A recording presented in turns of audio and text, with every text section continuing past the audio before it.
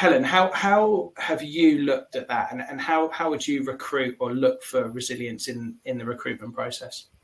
Well, that's a really great question.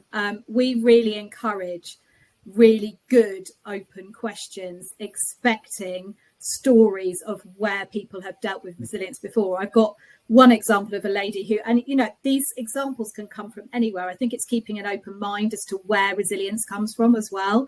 So for, I had a lady recently who, when asked that question, came up with this brilliant example of where she'd worked for an absolutely diabolical hotel that fortunately no longer exists, so I can't name and shame, and I wouldn't anyway. But she was on reception for this hotel and had a client group come in. Room was dire, wasn't ready, and she had to completely think on her feet as to how to assist this family who were wanting a holiday that they weren't going to get at this hotel.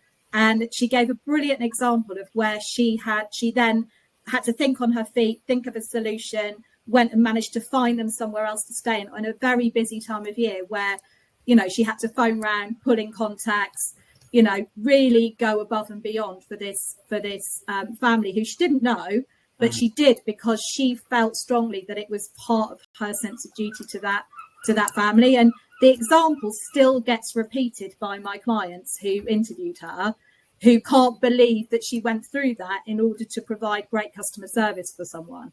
So it's asking really good open questions at the interview stage where you're getting people to demonstrate their skill level. They're not just saying, yes, I can do that. Yes, I'm resilient. Yes, I'm all right. But really digging deep in the process and getting candidates to be super vulnerable as well. Because if they are vulnerable and they give really good examples, they can handle most things.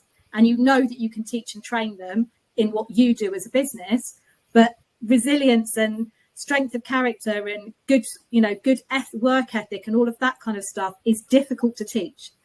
It comes from experience and built confidence.